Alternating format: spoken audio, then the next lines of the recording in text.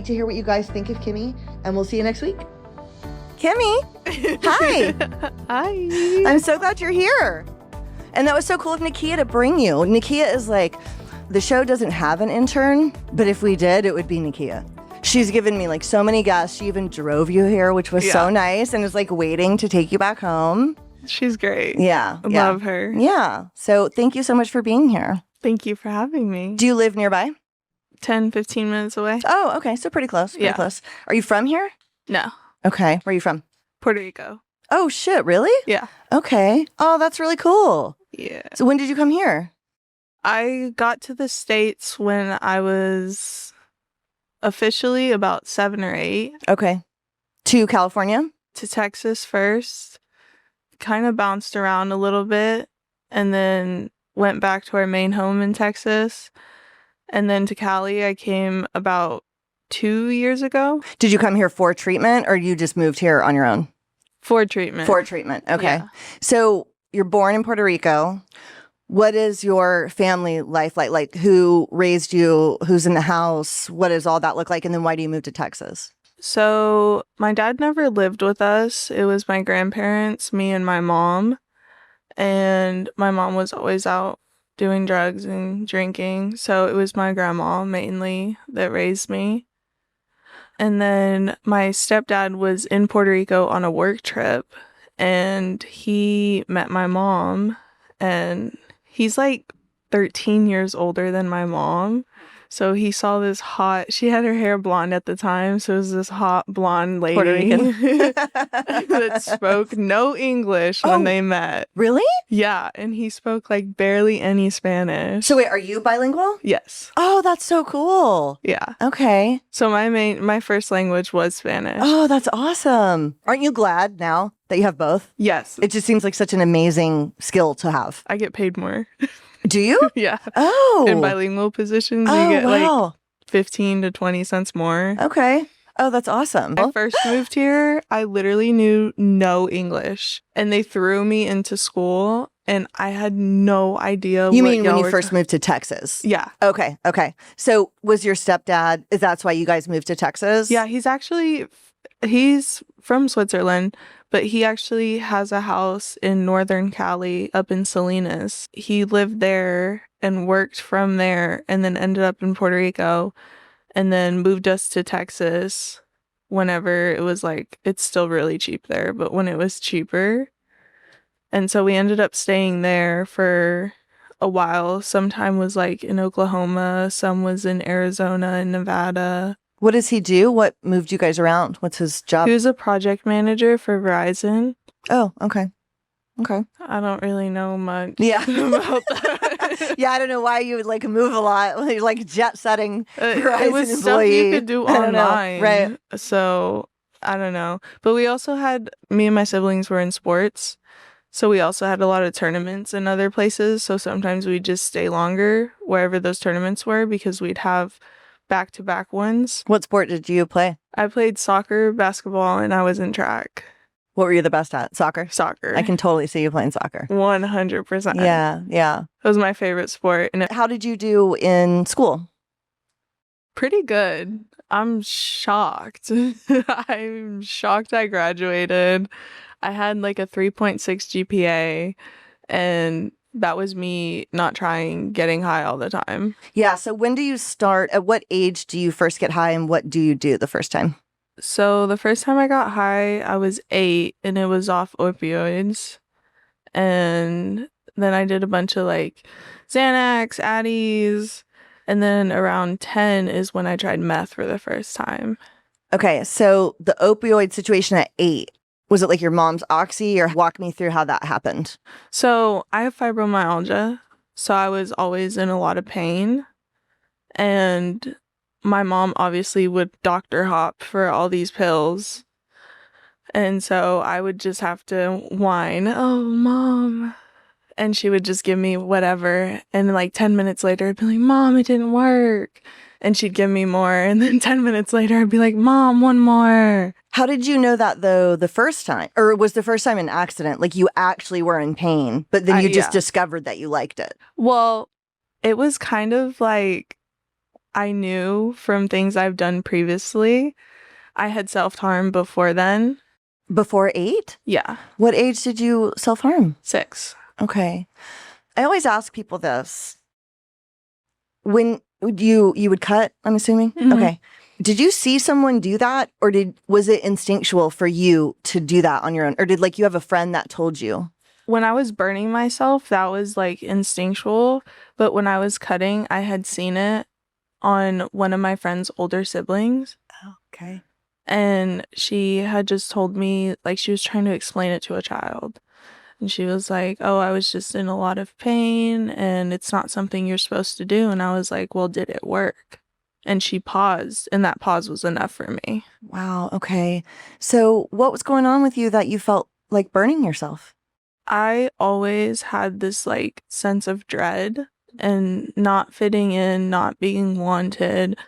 My mom was choosing all these other things over me. My dad had left after he beat the shit out of us. My stepdad was doing the same thing, but he was staying. He was hitting you guys? Yeah, Okay. mostly me. And I was unmedicated for a lot of things. My mom had bipolar Okay. and it passed down. Okay. But obviously you don't find any of that out for years Yeah. until you're in treatment later. Yeah. Okay. Okay. So when you burn yourself, it was instinctual. Like because I'm always so fascinated by that because it's a universal thing. Lots of people do it from everywhere. Yeah. And I'm always like, did you see it in a movie or is it instinctual? And oftentimes it's instinctual. And that's one thing. Like, obviously, I've got my issues. I was a heroin addict for a long time, but the self-harm thing I never really did. But I think, and correct me if I'm wrong, is it kind of like I'm in so much pain, I need to make it physical because Yeah. it's here and it's too much? Yeah. Okay. It's a relief that Okay. it's temporary, but it's enough. Okay. So then when you started doing self-harm, were you given an opioid then? So that was your first experience with it? No, I wouldn't get anything whenever I would self-harm because I didn't want them to find out. No, right. Okay.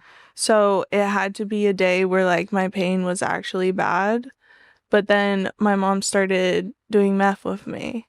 Okay. And that's when I could take pills whenever I wanted and do whatever because she was doing the same thing. We got all of our stuff for free because this girl would just flaunt her little tatas. Your mom? Yeah. Okay. So And we'd get it. is she the one that you do meth with for the first time? Yeah. How does that happen? You just see her doing it and say, let me try? Like, what's the first day that happens? How does that unfold? First day was literally like 2 weeks before I turned 11, and she was shooting up in the closet. And I had walked in on her because my siblings were crying and crying, and I couldn't do anything to help them. And I had walked in on her, and I was like, "Mom, this is stressful. Like, I can't." And she had said, "Come here. I know something that will help." Okay. And I just remember her putting the band on my arm, and then that was it. Oh, she shot you up meth? Yeah. So you didn't even smoke it or snort it? She No. shot you up meth for Yeah. the first time? Yeah. And I don't even remember after that. Okay. You enjoyed it? Yeah. That I know for sure. The first time I shot meth, I was dope sick. And in theory, that shouldn't work. Everybody's like, oh, that's terrible. Not this girl. Yeah, no, I love it made me feel way better. Even though I was dope sick, we were headed to go to Mexico and I was going to smuggle dope back for the first time ever. And I found out later he was lying, but my boyfriend claimed we were out of heroin and we were headed down to Mexico. And I was like, I'm not crossing the border sick, bro. Even going down there and crossing, obviously I'd get well down there before I came back, but like, I'm not getting in the car and driving for an hour and a half. And so a friend of ours was there and he had meth, but only a rig. And so we shot it. And that was the first time that I ever shot meth. And I was like, I have been wasting this smoking it. Okay, so you remember that you liked it. Yeah. Let me ask you this. How old are you now? 23. Oh, you're so young. First of all, I'm proud of you. Even just with the 5 minutes that we're in, I'm proud of you for being here and having over a year sober, you know? Thank you. How do you feel about your mom now when you look back at that? Do you guys have a relationship currently? She passed away. She did. Okay. So we'll get there. Okay. Okay. Yeah. All right. So from that day, she shoots you up meth.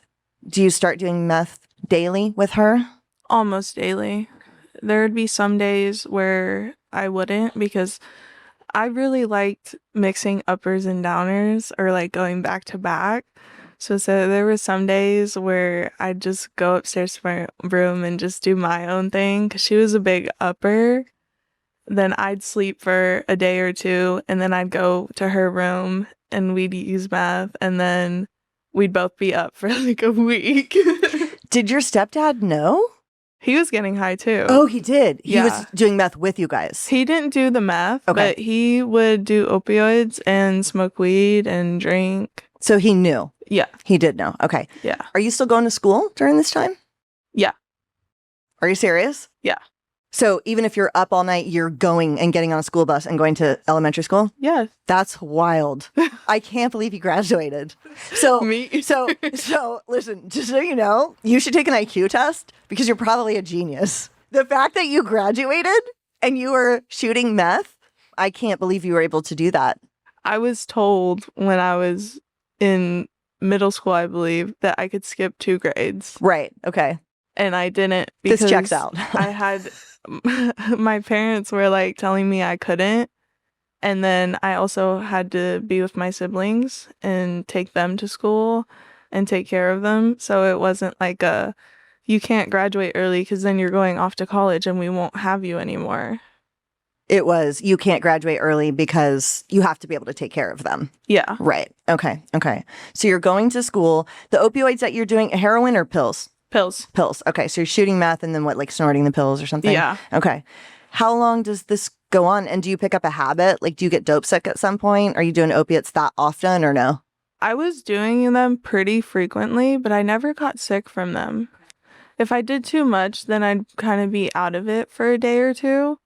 But it was never like a let's stop doing this. That thought never crossed my mind. I just interviewed somebody recently who worked with adolescents that used, and she told me that for some reason, when you're like a young adolescent, she says they don't really detox in the same way that we do. Yeah. For whatever reason. Like they go into detox, they've got a program and everything, but like she's like, I'm telling you, they don't get sick like we do. Something about the, and I'm like, well, that's good at least, So how does your life continue to progress with the using in the family and in the house? Like what starts to happen next? So that whole time I'm being abused, I'm still making it through school. Beginning of middle school, I start hiding it at the back of the bus, anything I have, because I started doing everything. And so anything I had that day, I'd hide in the back of the bus in the trash can underneath the lining because they won't change the trash cans. Okay. It was kind of gross. Yeah. Uh-huh. Yeah. But I'd hide it there, and either on my break or after school, if it was on my break, I'd literally have to pry open the school bus door, which was so easy because they were so janky. So I'd literally pry it open and run in there, grab my shit, and then go do it in the bathroom. Hit with a needle? Yeah. In the bathroom? Yeah. Or if it was pills that day, I'd just go crush them up. Right. Did any teachers think something was going on with you? Oh, no. I was such a good actor. And you're playing fucking soccer? Yeah. Holy shit. And track and basketball for the Kimmy, school. oh my gosh. Wow. Okay. I wouldn't have been able to do it unless I was high. Well, I mean, if you had never started ever, you probably would be playing professional soccer. Yeah, but it was like, I was... But you felt like it. Did you feel at the time like, oh, this is actually helping me? Yes. With things? You did? Yes. Okay. Yes, because there was my own personal issues. Sure. Like, I thought I was seeing ghosts and shadow people. And my mom was all like, oh, God this, God that. Like, he's raining down on you for not helping the family, for not doing this. And it just really weighed on me. And then from the moment I woke up to the second I went to sleep, it was, what can I do for them? Right. So she exploited your mental illness to make you help more. Yeah. Okay. All right. The same one that she was actively trying to get rid of. Did she know she was bipolar? Yes. She did? Okay. Yeah. Was she medicated or? I don't think so. Okay. She didn't find out until later in her life. Okay. So back then she didn't know yet? She knew. Oh, okay. Because her grandma also had it. Oh, wow. And she would tell me, oh, you got my bipolar gene. But she wouldn't do anything about it. Yeah. But she didn't get diagnosed until years later because they didn't believe in doctors and sickness. And so they would never take us. Like when I had sprained ankles and shoulders, they wouldn't take me to the doctor. When I fractured my back, they wouldn't take me to the doctor. And that was all before I was 14.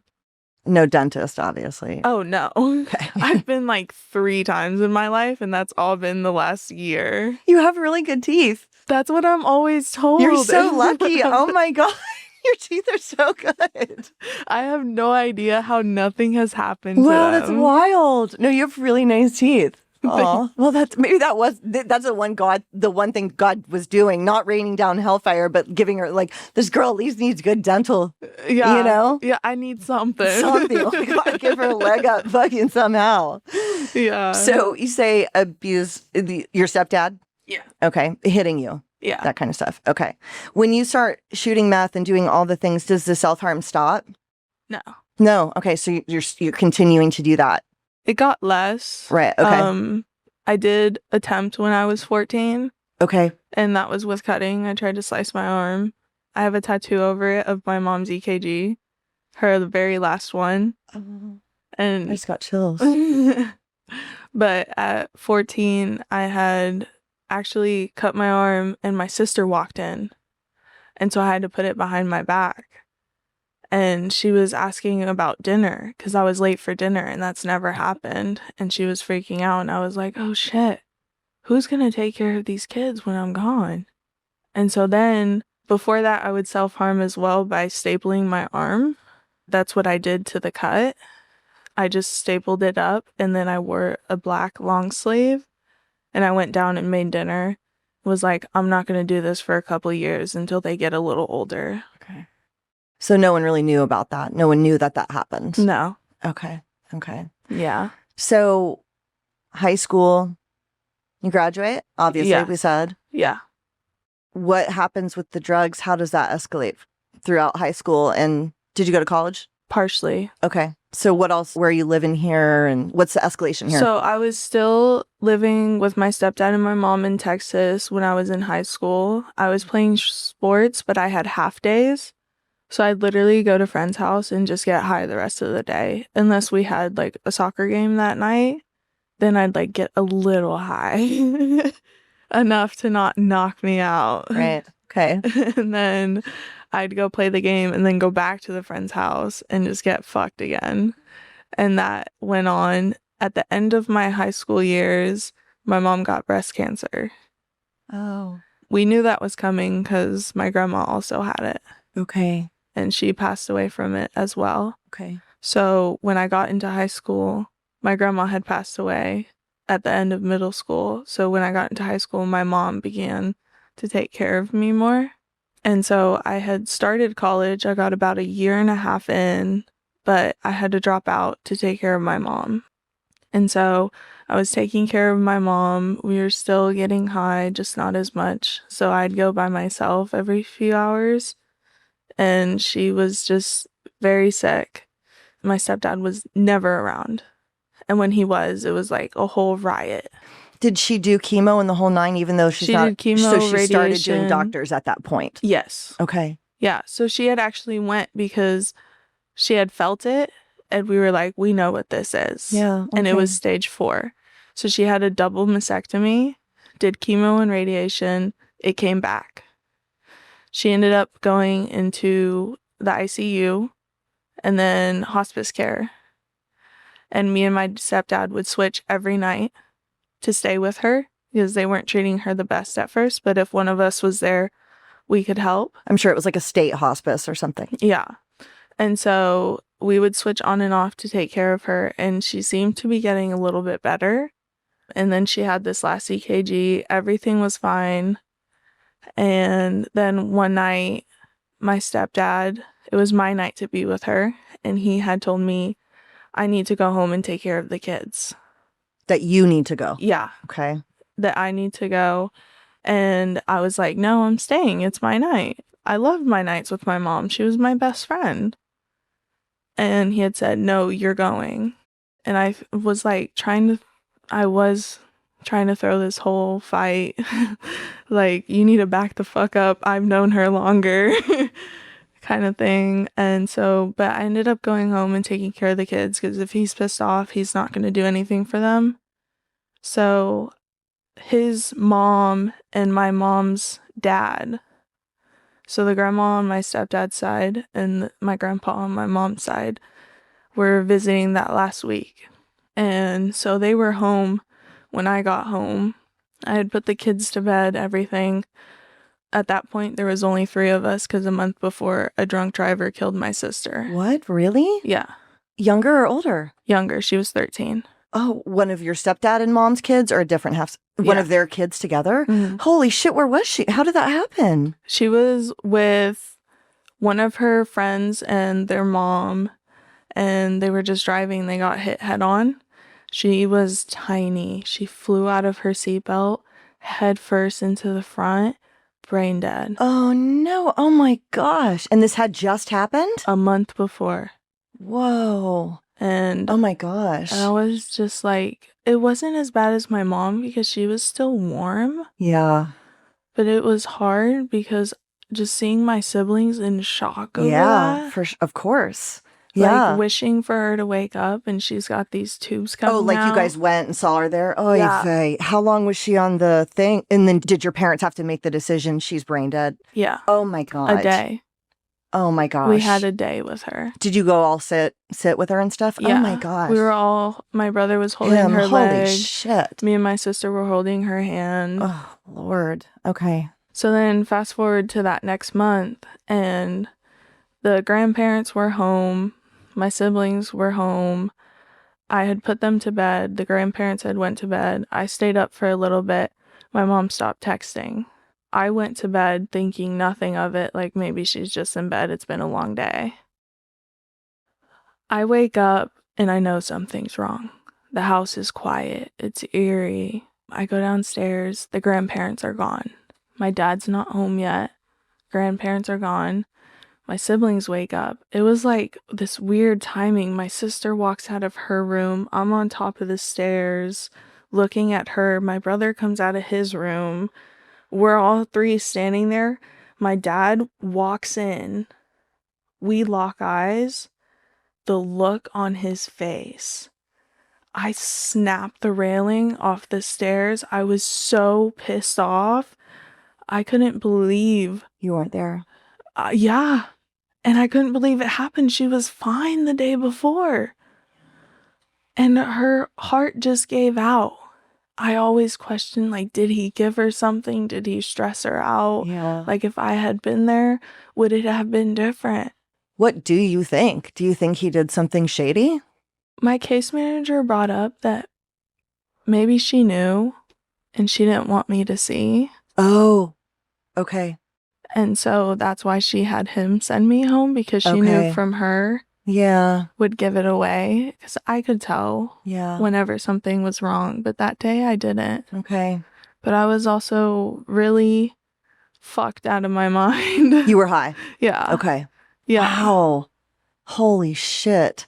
So he comes home and tells you guys she passed. Yeah. And he didn't even say it at first. We all knew. I had snapped the railing off, punched a hole in the wall, was screaming, sobbing, snot running down my nose.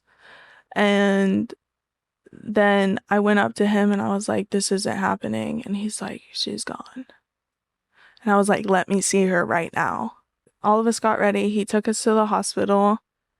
She was already cold and hard, Okay. which means he knew for hours. No. And didn't say a word to me. Where do you think he went? I In think he went between- and got high. You think? Okay. Before he came home? Yeah. I mean, I'm sure. His eyes were I'm bloodshot. sure. Yeah. He definitely did some stuff before. He didn't come straight home. He didn't, like, the grandparents didn't go right away. Oh, right. Yeah. Because they had came in with him. So that means he had told them to come. Right. Yeah. And he didn't tell me. Yeah. Which is like, I'm her full-blooded daughter. Do you still have a relationship with him now? He actually cut me off in December because he found out I was trying to get custody of my sister Okay. and went off his rockers. Okay. Okay. Saying my mom was talking from the grave and saying all this terrible shit. And I was just like, you know what? I never wanted you in my life. I don't need you in my life. I agree we should cut it right here. Oh my gosh, Kimmy.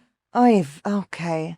So what happens after this? And you said your mom was your best friend. So did you guys really get along? You were real close to her? Oh, yeah. I'd still sleep with her when I was a teenager. Like, we would cuddle in bed. I went to her for everything. In high school, she started working at my high school. Oh. So I'd skip class to go see hang her. out in her classroom. Were you upset with her at all at the time for introducing you to drugs or no? No. Okay. Because also you enjoyed it and you thought it helped you. Yeah. Right? So it's I like, was happy. I got cool mom. I have a cool mom. Yeah. Right. I was thankful. Okay. How do you feel about it now? Now I'm like, how much different could my life have been if that didn't happen? Right. Yeah. Yeah. Now I'm like, I know she tried her best, but she could have tried something different. Right. And she was actively in her illness too. Yeah. Not even just addiction, but you know what I mean? So, yeah, God, that's tough though. Fuck. I still have so much love for her. I don't really expect it to be any different if she was here. Yeah. I still would have went to treatment. Yeah. And who knows, maybe if she was here, she would have went too after me. Yeah. So how old are you when she passes? 19. 19. So you've already graduated from high school. Mm-hmm. You were kind of going to college. You quit to help her. Mm-hmm. Where do you go from there? Do you stay living in that house or did you move out? What'd you do? So actually, okay, so I had technically been 20 for a month before all of this happened. But I still say 19 because I felt like I was a child. So when I was 20, I had met this guy from school and we had still been talking through the whole thing. And I ended up moving into his parents' house like immediately because my dad just like, he wasn't a good dad. So I moved into his house immediately with his parents and his sister. And I was so taken down from those deaths. Yeah. I was using all the time. I was actively self-harming. I had tried to kill myself twice in that span. And his sister started getting depressed. And his family thought it was because of me. So his dad was also a little abusive to his mom and his sister. It was more verbal than physical, but abuse is abuse. And so that was an environment I thrived in. I could help them after it happened, or I could try to prevent it. So I really wanted to stay. So I put on this face. I stopped self-harming. I didn't try on my life anymore. Okay. I continued to go to work. Where were you working? PetSmart. Oh, I loved cute. it. That's really cute. Yeah, before mom had passed, I was running a soccer complex and I just couldn't do it. There was too much money involved. Right. Okay. It was too risky. Okay. You felt like you would take some. Oh, 100%. That's smart that you fucking recognized that though and stepped away. That's crazy. That's like really accountable for a 19-year-old, you know? That's wild. Yeah. Plus I was really close to the owner and I didn't want to do anything that was like jeopardizing her company. Yeah. And I knew all the referees and all the coaches. And it's like they didn't know any of this stuff was going on. So it was like, I'd rather move before people find out than stay. And my whole image is destroyed. Yeah. So I ended up going to PetSmart, working in the pet care area, which was so nice. I had multiple animals growing up. And it was so nice to take care of something. So I was working as a pet care specialist, and me and my boyfriend moved out of his parents' house. And I stayed with him for about 2 years, but he was actively cheating on me with his baby mama. Okay. And I found out, and I almost lost my shit. Okay. So then I decided that I was going to go to Cali for mental health treatment. Okay. So I didn't want to stop getting high or stop drinking yet. Okay, so you were saying mental health, yes. Yes. Substance use disorder, no. Yeah. Because I didn't think it was a problem. Sure. Like, Yeah. So I'm getting high. At least I'm getting shit done. Mm-hmm. I was very functional. It sounds like it. I wouldn't have done any of half of what you just said. I don't do anything you just said now. My mom had breast cancer. I didn't help at all. Yeah, no. No. I had taken her blood. I've done IVs. Yeah, no, I didn't do that for her at all. And I was 30.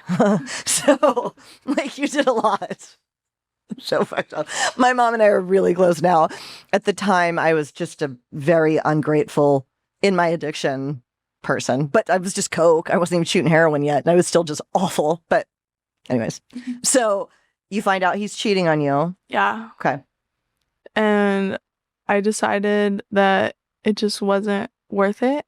Is first of all, my parents didn't like him.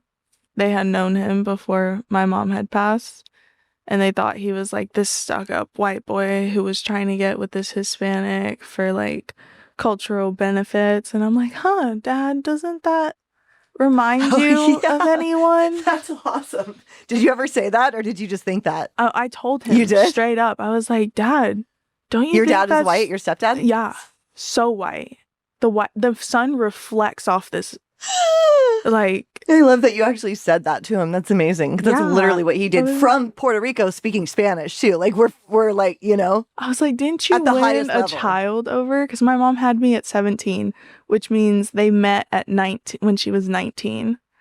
And I was like, you were a and he was in his grown-ass 30s. man, Yeah, and you decided to go after a child? yeah. At least me and him are only Same 3 age. years apart. Yeah. Like, come on now. So when you say you almost lost your shit, you mean you were gonna like kill him or kill yourself or something? I was going to destroy his Tesla and light it on fire. Okay. So I decided, and I almost lit the apartment on fire too. Okay. Because there was all his Legos that he cared more about, and his little Oculus and PS5. And I was like, I should burn this I mother could down. burn this shit to the ground. Yeah.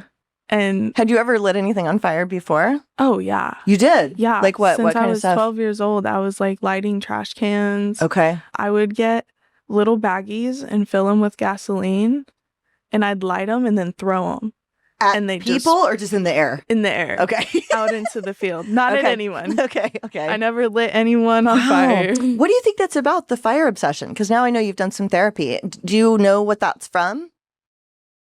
Mental illness. Okay, it's fair. I'm probably going to make that the quote, to be honest. It's a good answer. That's just what it was. It's a good I answer. didn't know how to express my Okay. emotions. Right. And that was something. I also have, I forgot what it's called, but there's a syndrome where you see like TV static. Oh. My dad gave me one too many concussions. So like when I look at you, I see dots everywhere. Still? Yeah. To Oh, this day. wow. Is that ever going to get better? No. Oh, no. Okay. But when I look at fire, I don't see the dots. Oh, shit. So that also fueled the obsession. Okay. Okay. Yeah. And you weren't born with that. That is from him hitting you in the head. Mm-hmm. Okay. Okay. So you almost light this guy's Tesla on fire. You don't. Mm-hmm. You would have been all the rage these days with people lighting Teslas on fire for Elon Musk, you know? It would have been like culturally appropriate now. Yeah, totally. He wanted a Cybertruck, and I was like, you will not get one Dude, with me. The best thing I ever heard about the Cybertruck is Theo Vaughn said it looks like you're driving a molar from the Statue of Liberty. Like a cavity filling from the Statue of Liberty, just driving down the street.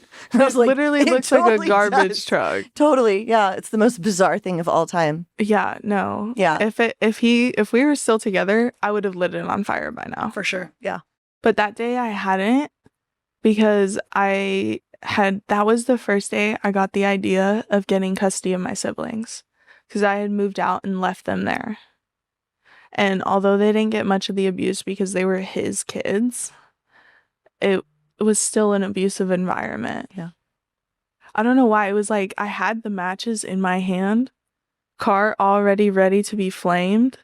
And I was like, Had you poured gasoline on it? yeah, No way. yes. You poured gas on it? Yeah. And I put like inside, I filled it with a bunch of paper, and I was ready to just kaboom.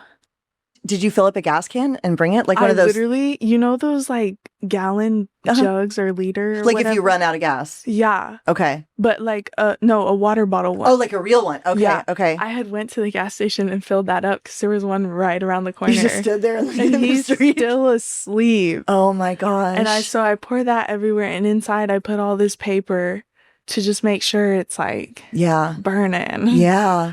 And I have the matches, and I'm like about to flick it, and I'm like Was it inside of a garage or out on the street? on the street, like in a parking lot.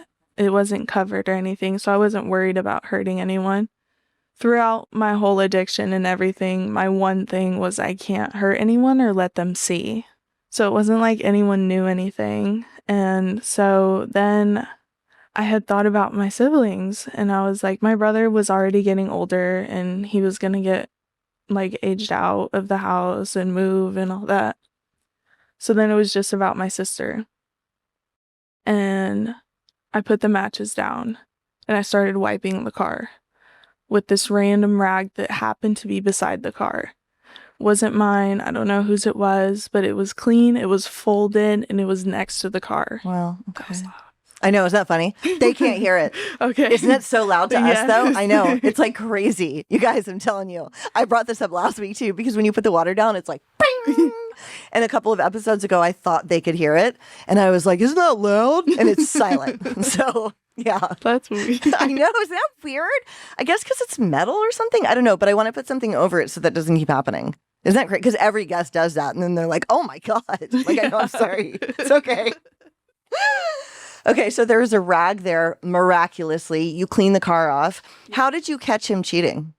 I had went on his iPad whenever he was at work, and so gross. I found pictures of his booty hole to his baby mama, and I was like, y'all into some weird ass shit, bro.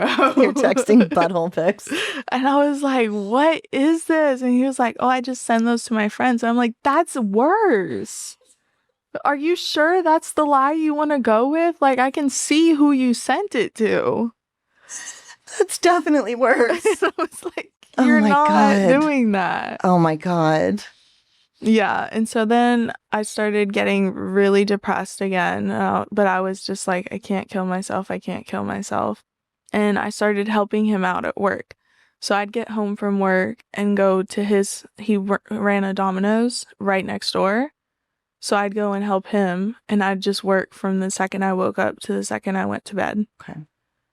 And so you stayed with him after you almost lit the car on fire? Yeah. You didn't, and then you stayed. Did he ever know that you almost did? No. The day we got in after, he was like, do you smell that? I was like, you must need a shower. I don't smell it. And then I got close to him and I was like, yeah, you need to shower. And it was really the car. Right? Totally. Yeah. Did it smell like gasoline or just like all the paper you had put in there and shit too? Yeah, it just smelled like mildewy with a hint of like if you sprayed a ton of perfume. Yeah. And it was finally going away. Okay. It had a hint of that, but like the perfume didn't smell good. Okay. So it was like rotting, mildewy. Okay. And I was like, did you leave anything in the car? And then I settled on, I think you need to shower. And he was like, oh, you're probably right. And so, yeah, we had went about our day then. But I had stayed with him until 2 years and 2 months ago. I had stayed with him until then. And then I decided I needed to get help for my mental health. And I was looking at all these places, and this was about the time I started having seizures. So I don't really remember how I got to Cali. Okay. Did you have health insurance? Yes. Okay. From through my your stepdad. Okay. Yeah. Yeah, Verizon would have like legit insurance. Yeah, Blue Cross God, I Blue can't believe that Shield. guy had a fucking job the whole time. Thank God. Yeah, he was. Also, he could have cut you off his insurance and didn't. You know, they get to choose, which no one, like, I'll interview people and they're like, yeah, well, I was under 26, so I'm on my parents' insurance. And I'm like, no, my dad booted me when I was 20. They could choose. Yeah. Unless they can't now. But I think they can. He can take you off. Okay, he took you me off. Ugh. Yeah. Okay, so they can choose. Mm-hmm. Okay. Well, I'm glad that he at least left you on for that period of time. Yeah. You know what I mean? Yeah. Like, I guess I can say that, whatever. Maybe it was free, but it's usually not. It probably cost him $100 a month or something. You know what I mean? So, okay, so you did have health insurance. Thank God. Yes. Okay, so you start looking at treatment centers. Yes. And then do you just show up at a treatment center? Yeah. This one? No. Okay. This one was 5 months ago. Okay. So the first year was like Jackson House and some other places. I don't even remember. Okay. You don't remember flying here or anything? Nothing. Wow. Who arranged? Because it's kind of a lot of work, or is it not? If you have insurance, they just run your insurance and then they get you here, I guess. I couldn't like, tell don't know. you a single thing. Yeah, I don't know. I briefly remember the place I was in before this place. And I got kicked out of there and they like changed the program rules. And I was like, oh, I'm just benefiting everyone else so clients can get their good care. What rule did they change after you? No fire. Fuck. No sharps. Kimmy, did you light something on fire while you were there? Oh, yeah. Okay. Climbing. Like, okay. A bunch of stupid shit. So this is the first one you go to? What do you light on fire? What did you set on fire? A plant. Oh my God. In the house? Oh, Lord, have mercy. That's why they kicked you out? No, they kicked me out because I traumatized the therapist. Okay, how? Just with your story? Yeah. I literally didn't do anything except tell her how depressed I was and everything that happened. And this was one that I finally trusted because I'd tried therapists before and it didn't work. And I finally trusted her and told her everything. And she was like, that's a lot. And I was like, yeah, that's why I'm here.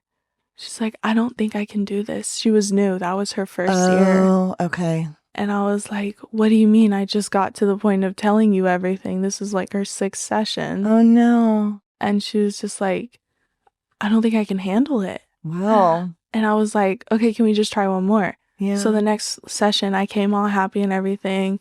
And she was like, show me your arms. Oh. And I was like, who the fuck snitched? Oh, no. And you still had been cutting? Yeah. Okay.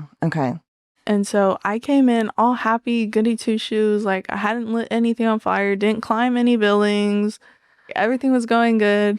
Walked in and she says that. And I'm like, I can't do that. Yeah. She's like, you have to or you're leaving. Oh, no. And I was like, well, if I show you, I'm leaving anyways. And she was like, okay, so you just admitted to it.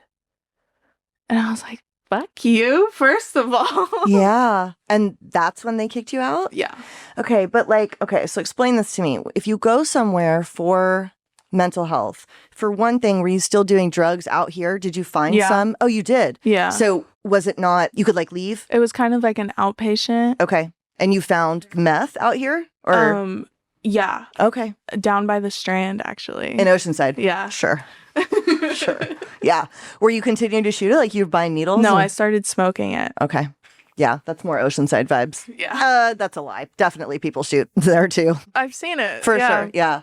Okay, so the whole time you're in treatment, you're smoking meth. Do they not drug test you if you're there for just for mental health? No, because they had nothing to do with substance abuse. Oh, okay. It was only a mental health treatment center. So you go there. Is this the first time you get diagnosed with anything officially? Yeah. Okay. Diagnosed with bipolar, BPD, PTSD. They still put depression and anxiety on there, social anxiety. But it was like the drugs helped me. For sure. I was able to come out of my shell and talk to people and do all these things that I wouldn't have been able to do. Yeah. So they put that on there and I was like, how are you going to put that on there if I'm talking to people right now? So it's like they kind of knew something was up. Yeah. Okay. So, but if you're there for BPD, which I know some, involves self-harm, sometimes, not always. Mm-hmm.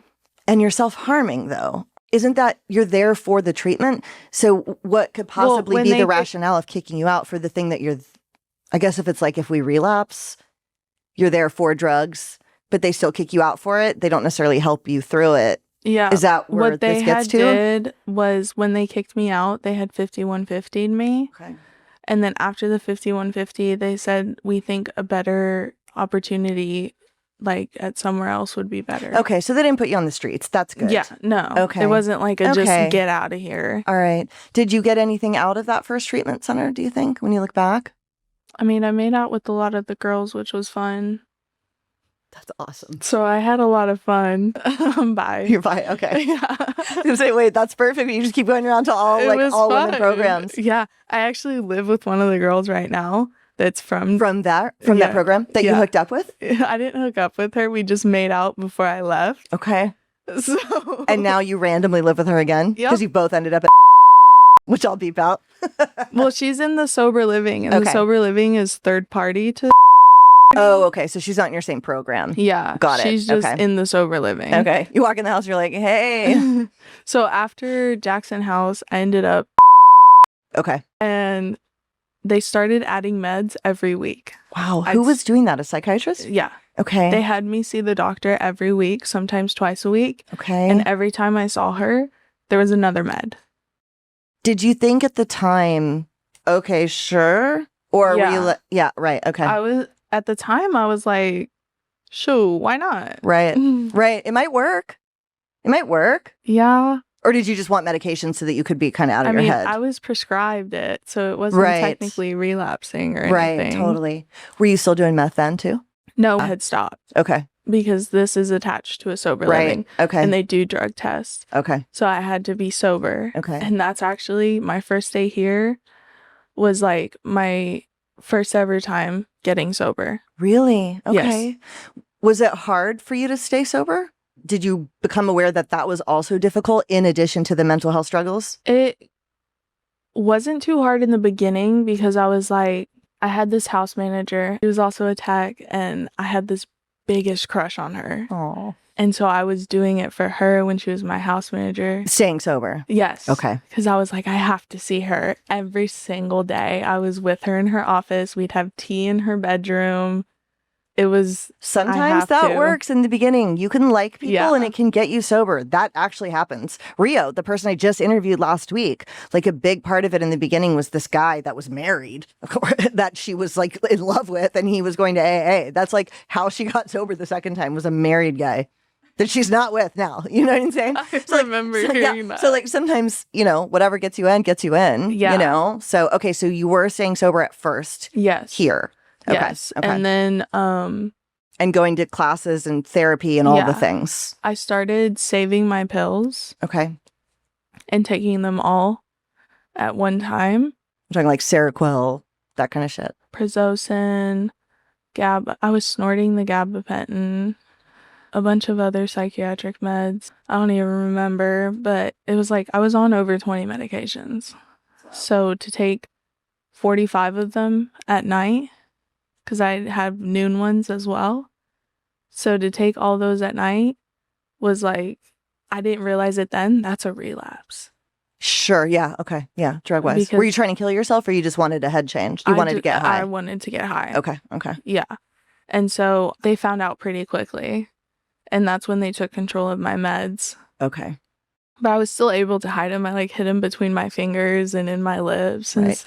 That's why they didn't let you have matches or anything, because you'd lit the plant on fire at the other place. Okay, so they had that information. But I also probably that's definitely why. I lit stuff on fire here too. Oh, you did? Yeah. What did you light on fire? I would just light papers on fire and then throw them in the air and watch them float away. Inside the house? No, out back. Okay. But they had turf and stuff, so if the turf lighted on fire, the whole thing would melt. Sure. Okay. So. Okay.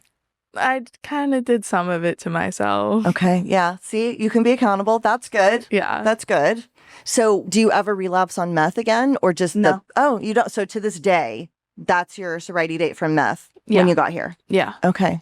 Because I was taking those meds like that, I just changed my whole sobriety date. Yeah. So Christmas Eve of 24 is my official sobriety date. Okay. How did you stop? Because you were still at the same treatment center when that happened. Yeah. How did you just stop taking them starting Christmas Day? Was it not hard to do? You just made the decision? I got a roommate that I also had a crush on. Okay. And she was like, if you want to be with me, you have to quit doing that. And I was like, how did you know? She's like, I used to do the same thing. And we like trauma bonded over the self-harm and stuff, because we didn't know about that yet. Okay. And so then there was an increase in self-harm, but a decrease in taking all my medications at once. And then the house manager that I also had a crush on, I was just trying to find anything. Yeah. Boys, girls. Yeah, boys, girls, drugs, food, whatever. everything. Totally. Yeah, I get that. Yeah. Yeah. So anybody listening gets that. She had talked to me about the self-harm. The house manager. Yeah. Okay. Because when they do drug tests, they're in the bathroom with you. Right. Okay. And I have some right here. And so she had saw them when I went to the bathroom, and she had talked to me about it.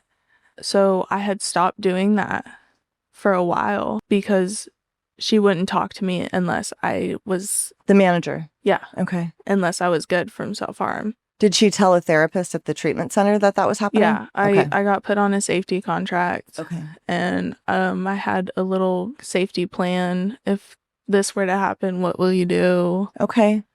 And yeah, so then I went about 5 months without self-harming, which was like a big deal for me. And then I started having seizures every single day. Wow. Okay. And I think it was a bad interaction with the meds. There were some that shouldn't have mixed, and they were mixing them. Okay. So I started having them every day. So then I kind of started self-harming a little bit because I felt so bad about my seizures. What do you mean you felt bad? Like embarrassed that they were happening, or what do you mean? Or scared? I just didn't want anyone to see it and get worried. I didn't want them to be stressed out. I didn't want them to feel any type of way because this involuntary action was happening. Yeah. So I'd like walk off. I'd go down to the little lake right there. Yeah. Oh, yeah. And I'd go climb over the fence, go down the hill and have a seizure. And then come to and be like, oh shit, what just happened? And then I'd be able to, after it happened a few times, then I was like, oh, that's a seizure. So you could kind of feel them coming on? Yeah. Somehow. I get that aura feeling. Okay. Like my vision starts to get tunneled. Wow. My head starts to kind of ring a lot. And then like my leg or eye will start twitching. Holy shit. Okay. And the reason for that, you told me off air, you think is just stress. The medication's mixing. Yeah. But you've had them since then too. So you think stress? Yeah, the doctor said stress and overexhaustion. Okay. Okay. So then I kind of started self-harming about once or twice a week. And then a previous client had reached out and said, we're going to get you out of there. And I was like, who's we? She's like, I can't tell you who yet. Okay. Because she had an NDA and a cease and desist. Oh, okay. So she couldn't From the treatment center? Yeah. Okay. So she couldn't even be in contact with me because I was still in the program. So that previous client was working with her to get me out. And when I got out, I quit my meds cold turkey. Oh, gosh. Okay. I was like, I'm done with this. I only was on them because of them. Like, right. I don't need it. I'll be fine. I was fine for like 2 weeks. Okay. And then I tried to jump off a bridge. Okay. Okay. And you're at... Yeah. Okay. Which is the place you currently still are. Mm-hmm. Okay. And this was 5 months ago. Yeah. Okay. At any point during this, are you doing any 12-step? Well, yeah, because like, yeah. Okay, so you when do I 12-step. went to You start going to meetings. Yes. Okay. Is when I was introduced to AA. Oh, wow. I had went to Not a few meetings. At the other place? A few. Okay. But it wasn't like required. It wasn't like as much of a thing. Yeah. All right. Okay. But when I went to Moment of Clarity, I was required. at that third-party sober living that was Okay. like, you have to go to these meetings. And my first sponsor, bless her heart, I put her through the ringer. Where did you meet your first sponsor at? An AA meeting At or Coconuts. NA? Okay. If it's AA. CA. Oh, it's CA, the Friday night. Tuesday. Okay. Okay. Yeah. Okay. I met her there, and after a few times of going there, I asked her to be my sponsor. And I was just thrilled to have someone to talk to. Yeah. I don't really want to say much on her story, but there's some similarities. Okay. She is such a sweetheart, and I just like trauma dumped. Okay. And I would tell her like, oh, I just want to go kill myself. I just want to go self-harm. And she tried to help me, and I just wasn't hearing it. And so she dropped me as a sponsee.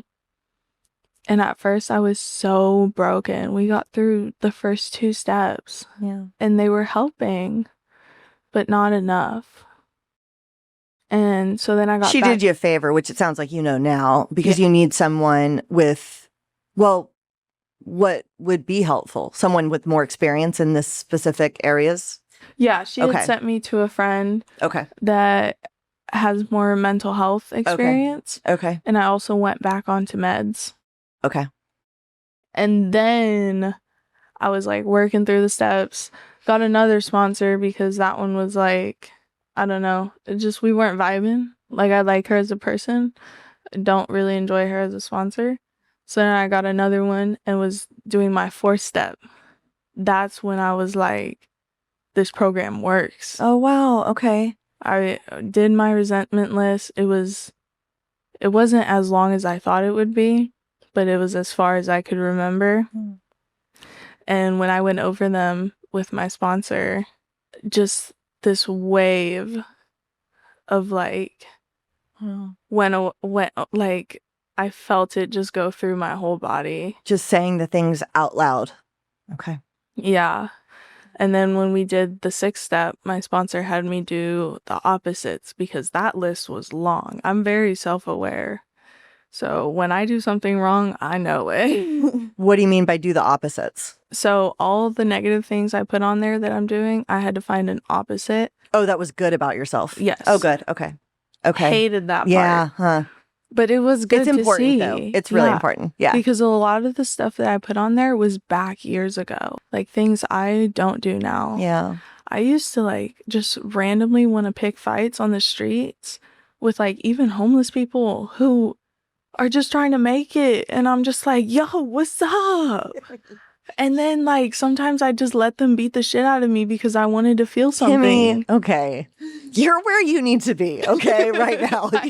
You're right where you need to be. Well, now it's a lot Which is better. like my least favorite AA platitude. You're right. You're exactly where you need to be. But right now, this is like the most I've ever felt that saying in my life.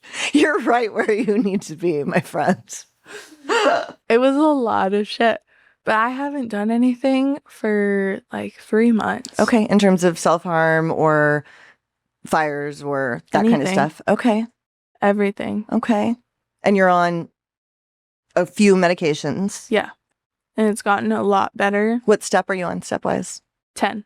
And I feel so much better. I can wake up and have such a peace to me that I didn't have before. And it's just like, I wake up and I immediately say, thank you, Lord. What made the difference for you to getting from even how you felt at the last treatment center to now? What do you think was the difference? The AA meetings. Really? Okay. Hearing everyone's thoughts and opinions just really helped me see that like the past didn't happen to me, but for me. And there's a plan and I need to be ready. Wow. Okay. Do you have any ideas of, because that's what I believe, by the way. Do you have any ideas what that plan might be yet for yourself? Or you just know like somehow that was preparing me and I will be able to be of service in some way? That second part. Okay. Yeah. Okay. I don't know what it could be, but that will be done. Yeah. So are you working right now or what does your life look like currently? I start on Monday. I'm going to school and I still have the program Monday through Friday in the mornings. Okay. So you're still going to like outpatient sort of? Yeah. Like PHP or whatever? Yeah, they Okay. pay my rent, so Oh, yeah. I'm going to keep that up. Also, it's good probably for you to continue going, you know what I'm saying? It is very helpful. Where are you going to go to work on Monday? Where are you starting? Or you're starting school Monday? I already started school. I'm going to Okay. work at an elementary in Oceanside. Oh, that's so cool. Just like a like helping in the classroom? Yeah, I'll be an ABA therapist, so Okay. like kids with autisms and Oh. special needs and stuff. Okay. Are you trained for that? Is that what you? Oh, how did you get trained for that? My mom was a paraprofessional Oh, at my school, okay. so I kind of had that experience, and then they trained me before I started. Oh, all right. Okay. And what are you going to school for? My associate's in biology, and then I'm going to transfer and get my bachelor's in neuroscience. What do you want to do with that? As much as I can to help somebody else. That's exactly what Rio is going to school for. She wants to work with women in prison, but neuroscience. I Look at all love you smart ass neuroscience. addicts. It's crazy. I love neuroscience, and it even plays a role I in do like too. addiction. Yeah, I do It too. helped me understand why I was the way I was with the mesolimbic dopamine system, What the is that? amygdala. Tell me what that is. Mesolimbic dopamine system is just how whenever you use, you get such a high in your dopamine. The spike is greater than if you were to eat something you really love or if you were to connect with a friend that you really care about. It's higher than that. It's artificially higher than anything that would Yes. naturally, organically happen. Yes, and then those receptors decrease. And so then you need more. That's how your tolerance builds because the receptors keep decreasing. Right. So then you need more and more. And then the amygdala, like, it doesn't happen for everyone, but it can increase that stress hormone, the cortisol. And that makes you feel the need that you need it for relief instead of for pleasure. It's not that your brain thinks it's right. It's that your brain without it thinks it's wrong. It's like the survival part of the brain. So it's very like deeply embedded in the conscience. Yeah. Okay. Do you have like a therapy that has worked for you so far? I know there's all these different modalities. There's like EMDR and CBT and DBT and all that stuff. Do you have one that you feel like, yes, that works for me? That like if someone's listening and they're struggling with all these things, what do you recommend therapeutically? Exposure therapy. Okay. Expose yourself to the uncomfortable. It's just like you reap what you sow. You won't get the benefit without the uncomfortable. So what does exposure therapy look like for you, or what has it looked like? It has to do a lot with my social anxiety and OCD. Okay. Like forcing yourself to go out somewhere. Yeah. Okay. And then like certain routines and stuff that I do, I have to like, I'm trying to decrease the number I do it. So it's not like as time consuming, and I'm learning the world won't implode if I don't tap my face 8 times. I had a friend in high school. We didn't know what this was at the time. We just thought it was her. She had to hit the top stair on her right foot. She had to. And I think it had to be an even number. And so like even numbers. Yeah, anywhere we were, there was 3 of us. And if she hit that top step, she'd go back down for a second, and me and the other friend would just like, wait, we're talking until she like got it right. And then we'd keep walking. And we just thought it was like this little quirk that she had. And then as I got older, I was like, oh, fuck, that was OCD, dude. I hope she got treatment. The squares in the sidewalk, I have to step a certain amount of times in each square. Wow, okay. Before I can get to the next square. And I've even just stood there frozen because I'm like, I cannot move forward.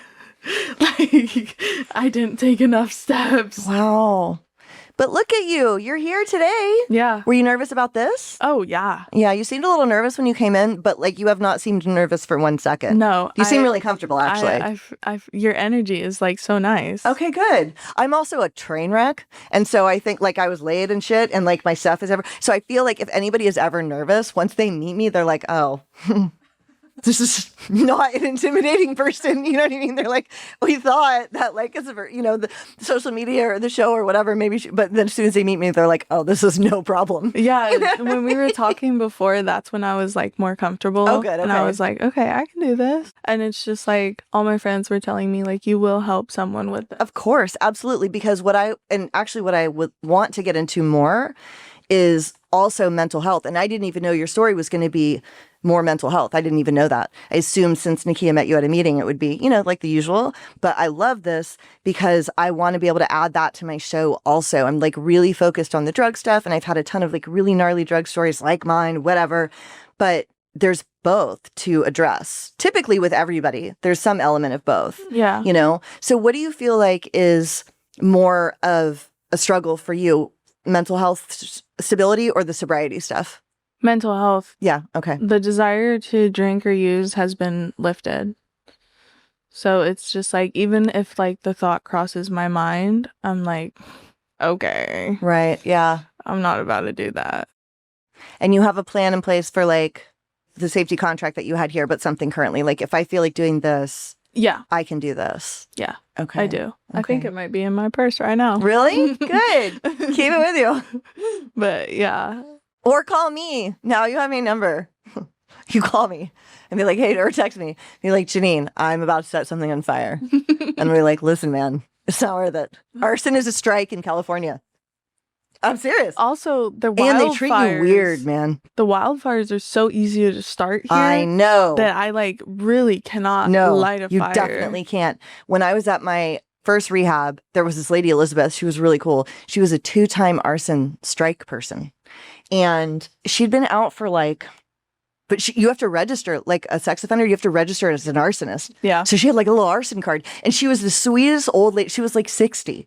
Oh. But she was like this wild, like arsonist tweaker. And she was brilliant. I remember what she said to me. One of the most insightful things that I just remembered right now. We were standing in the kitchen. I went to Choices and we were in one of the houses. Her name was Elizabeth. She had red hair. And I could tell she was just really like intelligent and polished and well-spoken. And what I couldn't believe, and at that point I was still in like a lot of denial that I was a drug addict. I thought that I had accidentally got strung out on heroin, that I didn't know you were going to get sick. I didn't know. And I was 32, by the way. And I literally was like, that was a fucking accident. I'm not really a drug addict. And my first sponsor was like, okay, but Janine, I understand why you think that. But just so you know, regular people don't accidentally get strung out on heroin. Those two girls I was talking about, even my OCD stare one, never would get strung out on heroin. But it also took me years to actually believe that.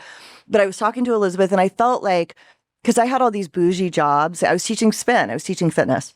And so I thought it made me different. And I remember telling her, I was like, the crazy thing is though, the only reason I'm here is because everybody started firing me, my clients, but I wasn't showing up high.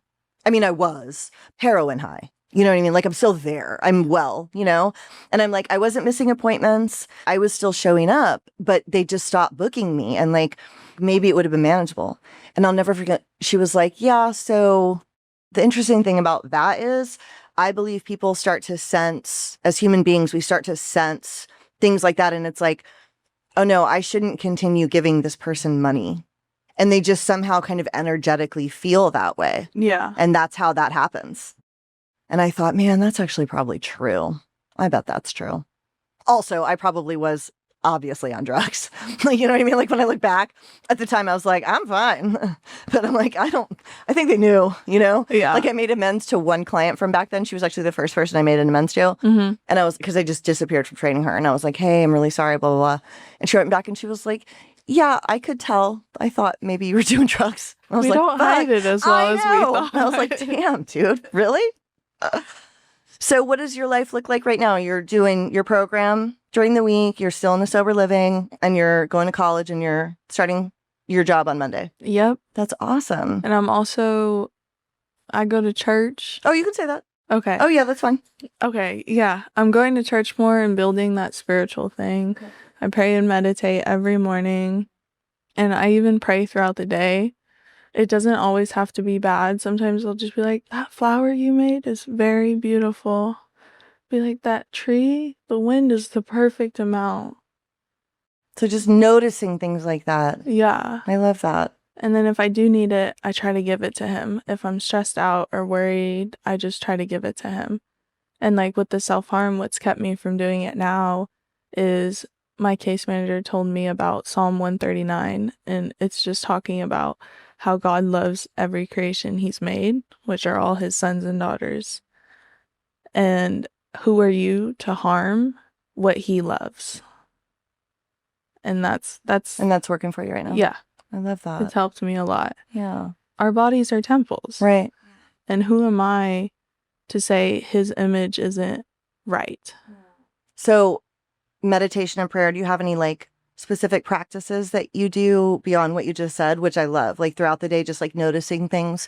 Do you like journal or sit down and meditate? Like what else do you do? I filled 3 journals in 5 months. Okay. So I'm always writing all my thoughts down. You bring it with you? Yeah. Okay. I have one of them with me. Okay. Okay. And it's just like everything I think about is in there. Just different things. There's stuff like bet on yourself, and if nothing changes, nothing changes, and everything changes eventually. Because I was really bad with change before. And so just journaling and walking really helps with a guided meditation on, or just even just hearing the birds and just noticing things and like doing the 5, 4, 3, 2, 1. What's that? 5 things you can see, 4 things you can hear, 3 things you can touch, 2 things you can think. Smell, maybe. Yeah. And then 1 thing to taste. Okay. Yeah. And that's just something to get you present in the moment, right? Mhm. Yeah. Okay. What's going on with your sister, your siblings? What's y'all's relationship like? My brother doesn't talk to me anymore. He is an exact replica of my dad. My sister wants to talk to me, but I can't talk to her until she's 18 or my dad's going to get a restraining order on me. Okay. Even though he was threatening me on the messages so I could get one on him. But he doesn't have one on you yet, but he has threatened. Okay.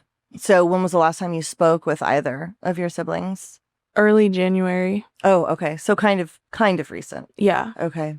But it's still been hard. Like, me and my sister would talk every week, multiple times a week. And now it's just like nothing. Do they both still live with him? My sister does. So my dad is up north with my grandma, his mom, taking care of my sister. and his mom. And then my brother's at my dad's house in Texas by himself. Okay. And where are you at with dating? Are you taking a break on that? I am abstinent. Okay. For how long? Or like, when did you make the choice? About 4 months ago, Okay. What led to that decision? I was sexually assaulted. Oh, okay. Yeah. So then I decided it's not worth the risk. On like a date or something? Yeah. Okay. And I had been assaulted before, and I just kept doing it because I felt like I deserved the punishment. But then around then is when I started like feeling okay with myself. And so I was like, you know what? Maybe I just wait for the right one. The one that I'm supposed to wait for. Yeah. So, indefinitely. Okay. Okay. Well, Kimmy, thank you so much. Yeah. This is awesome. Did you have fun? Yes. Okay, good. I'm so glad. And I love that Nakia brought you and she's waiting for you. She's the best. She's like one of the nicest people I've ever met in my entire life. She is so sweet. Yeah, she's amazing. Well, thank you so much for your time and your vulnerability and your sweet, sweet heart. I had no idea where this was going to go. And I'm so grateful that you shared what you shared, because it is, like your friends told you, it's incredibly helpful. You will help someone. This is one of the first times where I've had more of a mental health story, and I know it's going to be incredibly helpful to somebody. So I really appreciate it. Thank you.